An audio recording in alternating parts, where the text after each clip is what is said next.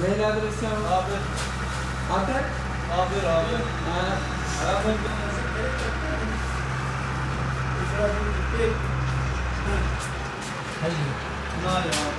Diğer nüfusu fotokopya aile tablosu yapatı bini aile tablosu o fotokopya kimlik o adres var debini jmera met bir kayıt bükün ama ben malat tabinir ne işler eşya bin berde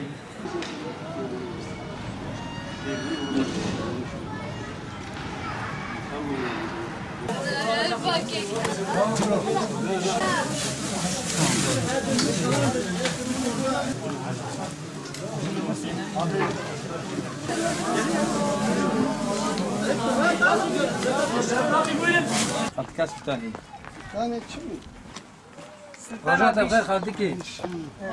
هذيك وشاش مرات بخير رجعت بخير تاخذ دولار باش خرجيكي ما باكيت رباط اشترناني ما دناي فقلتيك باكيت اشترناني ويش عندي انا بليت مجار دبين ان شاء الله ها يا تم هذا كتير شوي حسن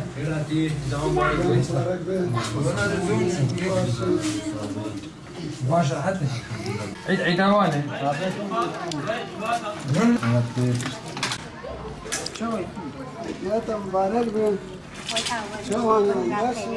خذ خيرا وقبولك خذ مراتب وسكت على المرحاتب سكت المرحاتب تشكي كباب يجي في الأخر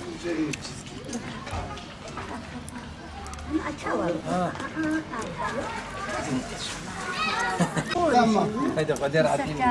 خذ على قبول بك سكنيتي خذ قبول بك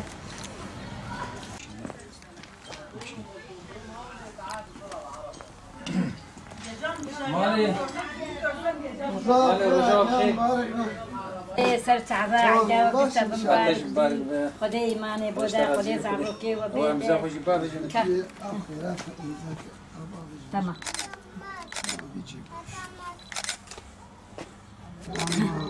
هذه قدير عتيم بده الله اشترى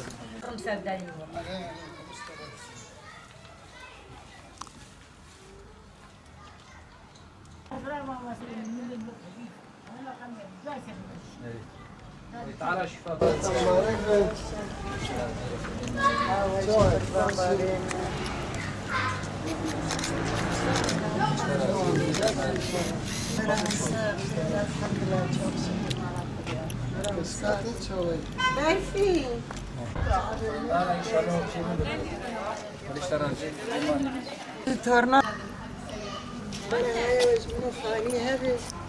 زمر خاني کی برات کړې ته ولې زړه پریشان یم د هدي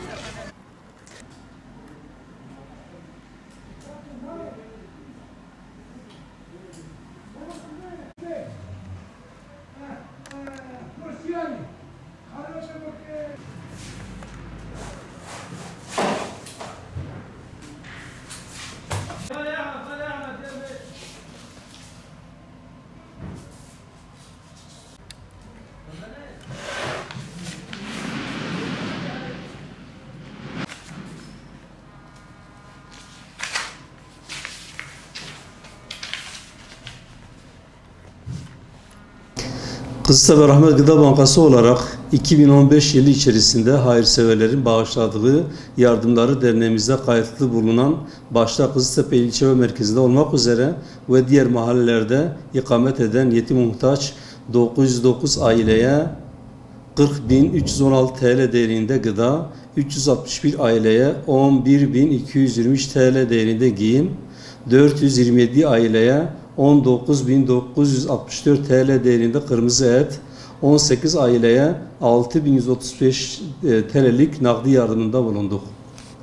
2015 yılı içerisinde Rahmet Gıda Bankası olarak toplamda 1715 aileye 77.640 TL değerinde yardım yapıldı. Ayrıca Suriye'deki iç savaştan kaçarak ilçemize sığınan yaklaşık 100 mülteci aileye gıda, giyim ve kırmızı et, ev eşyası yardımında bulunduk. Bizleri yalnız bırakmayıp yetim ve muhtaç ailelere vermek üzere bağışta bulunan tüm hayırseverlere teşekkür ediyorum. Ayrıca hizmet aşkıyla her çağrımızla işini gücünü bırakıp yetim ve muhtaç ailelerin tespitinde olsun, yardım dağıtımında olsun, paketlemede olsun, yani tüm üye gönüllerimize en içten duygularımla teşekkür ediyorum.